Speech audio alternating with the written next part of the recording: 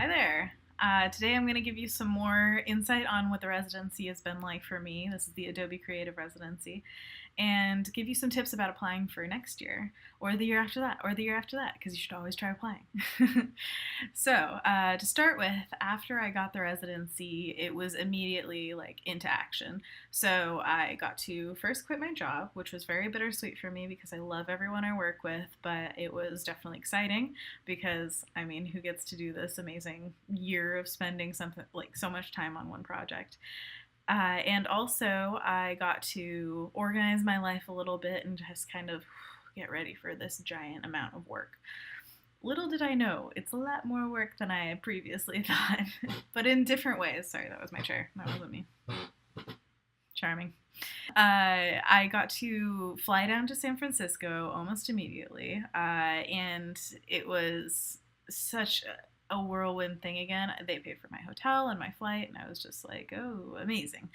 But this time I got to meet the other residents. So I had luckily already met one because of our interview day overlapping. That was Bernstein, who is a fantastic photographer and cook, and he is photographing food this year, telling a story about food in New York.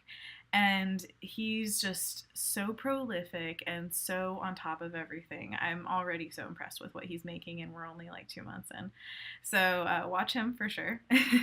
He's also a sweetheart. He really helped me through the entire transition of everything. So when we were in San Francisco, it was a lot about shooting promotional things. So making the video that's on their website right now and shooting the photographs of us, which was very fun. We actually got to shoot with Sarah Deragon. I think that's how you say her name. And she was super professional. Like, literally, we stood in one area and she would be like, snap, snap, look over there, snap, snap, boom, got it. Like, she was just on top of it and really fun to shoot with. So the next resident I got to meet was Andrea, and she is a UX UI VX designer. Basically, she makes all of the like mock-up layouts for apps that would make daily things more automated. So basically, if you need like, she just came out with one where if you were in the store and you had a list of things that you needed to buy, it would literally use your list, show you where in the store it is, and then you could just boop boop boop go there. I mean, why doesn't that exist? I think Andre and I were both just like, what? That's amazing. We need it. So she is designing the layouts for things like that so that people can enjoy their lives more, spend more time with their friends and family, and think less about the stupid things that keep us from doing that. She is also a very sweet person, and I loved meeting her on those first days. And Erin, her, and I all had dinner together one night and just bonded over the experience of leaving our old jobs and starting into this new journey, and just feeling like the world is literally our oyster right now. It's crazy, and how it changed basically overnight. The last resident that I got to meet of the U.S. crew, so there are 4 of us in the U.S. and 3 in Europe. And the last of the American residents was Tammy, who I got to meet, and he's a fantastic, basically like photo illustration mashup. He's got these like surreal images of just beauty. He uses a ton of color and texture, and definitely check out his stuff. He's also very prolific. He did this thing where he made a poster a day in his style, and it's just like, boy, how did you find the time while you were teaching? And he is just a fantastic human being. There are also great videos of him online. He proposed to his girlfriend and it went like viral. And now they are married. So congratulations, you guys. So we got to spend 1 week at home after that, and then immediately flew out to New York. So hit the ground running. And in New York, we spent a ton of time in Times Square getting oriented to even more aspects of the project. So a lot of stuff about like, we got to talk to a copyright lawyer, and we got to have some speech training and interview training, and oh my gosh, it was so useful and so intense. Like, we were beat after those 2 days, and it was really good, again, to have people with me in this whole thing. So I am forever grateful to know these people. It was also a great experience because I got to meet for the first time the European residents. So I love them, first of all.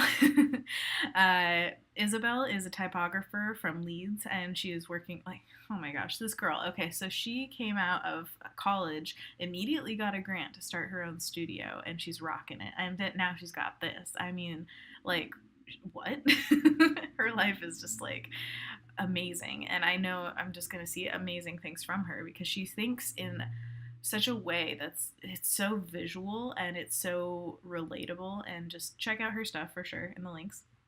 And the other two are from Germany. So there's Nadine, who is an illustrator, and she is definitely very out of the box. Her project is called The Undrawn Drawing, and it's basically like taking illustration into a different form. So she's done stuff in the past where like she made an entire room out of these cutout styrofoam blocks that were like abstractions of like foliage and doorways and just this beautiful environment that you can walk through.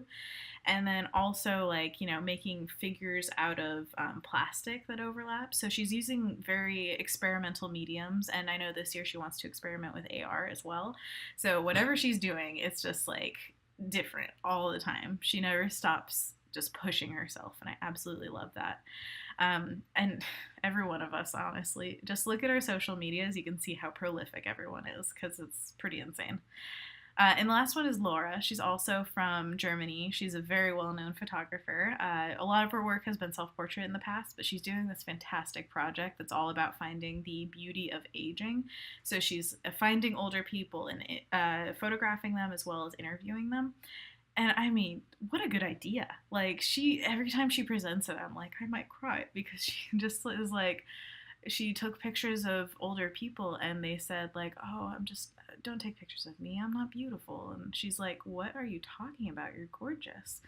And I totally agree with her that there's a wonderful character in faces, and I know any character designers or artists, illustrators, whatever, old people are the best to draw. I absolutely love drawing them. So the trip to New York was hugely fruitful. We also got to go to 99U, which is an Adobe-led conference, and it was amazing to see all of these heads of companies talking about how to work with creatives and to make an atmosphere that is conducive to innovation.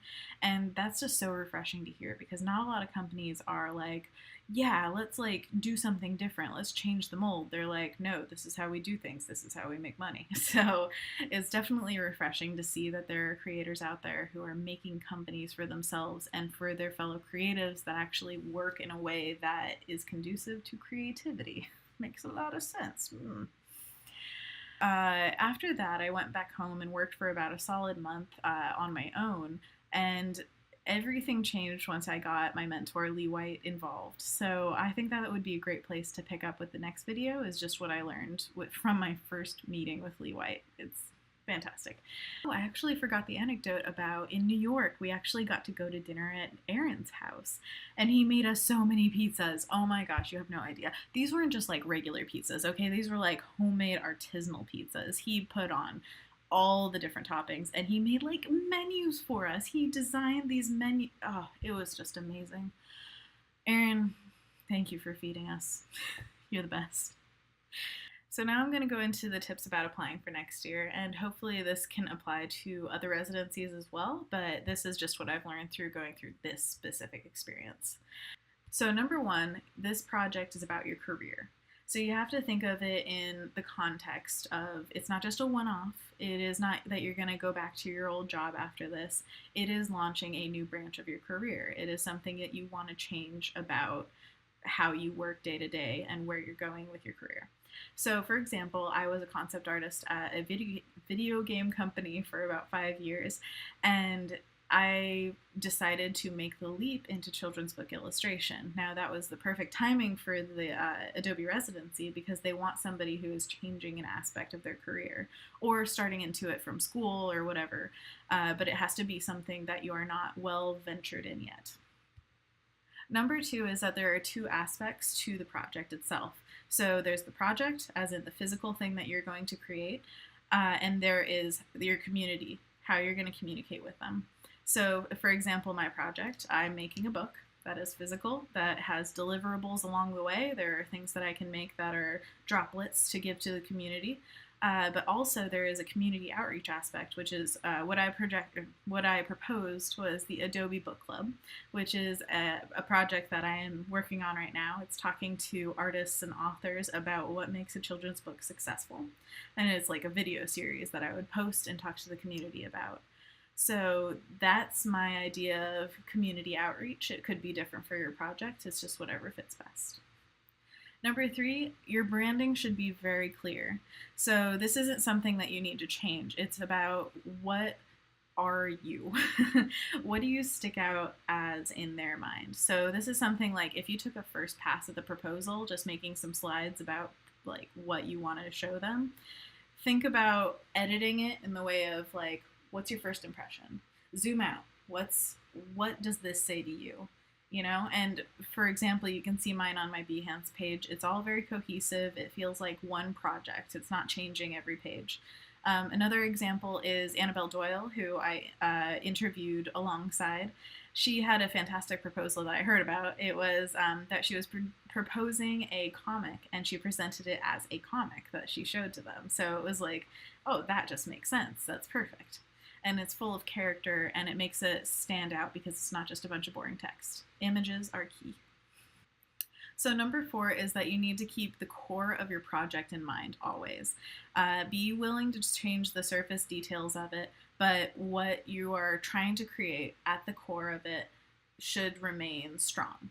By this, I have an example from my interview, actually. One of the questions they asked me was, how much critique are you willing to take? And, you know, like, how well do you take direction and all that stuff? And I was like, oh, I can take all the critique. This is my entire career. I'm totally down for you to just tell me, nah, it's not good. Just change everything. I was like, but the one thing I won't do is change something that I disagree with. If I don't think it's going to better the project, then like I'm not going to change it. And I think that was the right answer because they picked me. But I also think it's a good middle ground to know as a creative, how far are you willing to change things? Until you click that order button, it's changeable. And you should be willing to change it for sure. But don't give up your creative vision. Don't give up the core of your project. It's got to be strong, just like when you do sit-ups.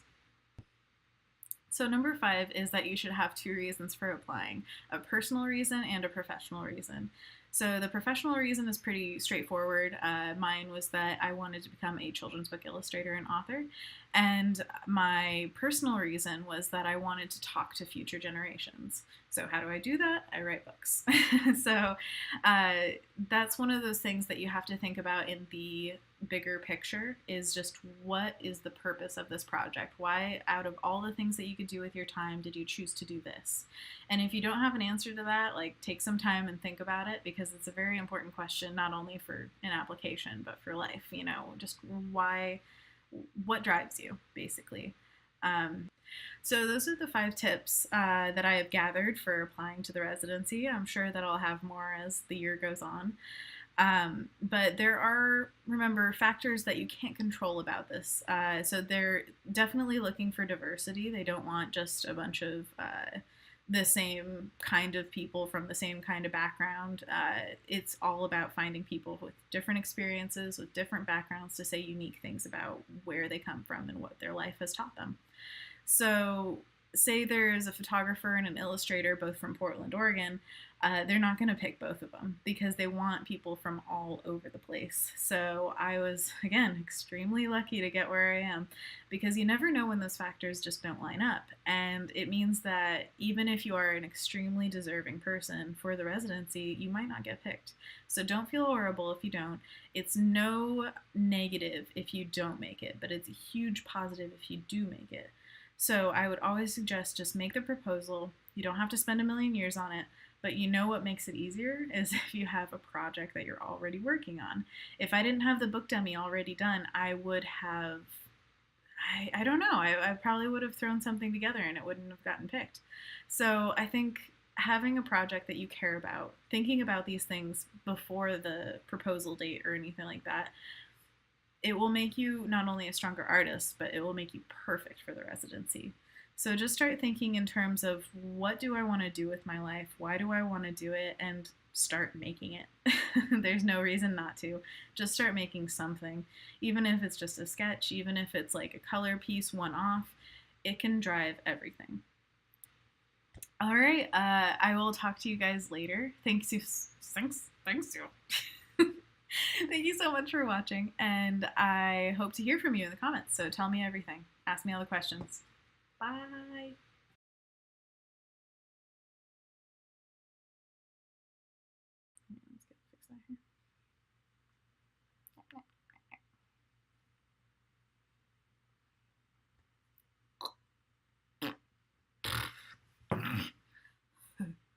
It's really hot in here.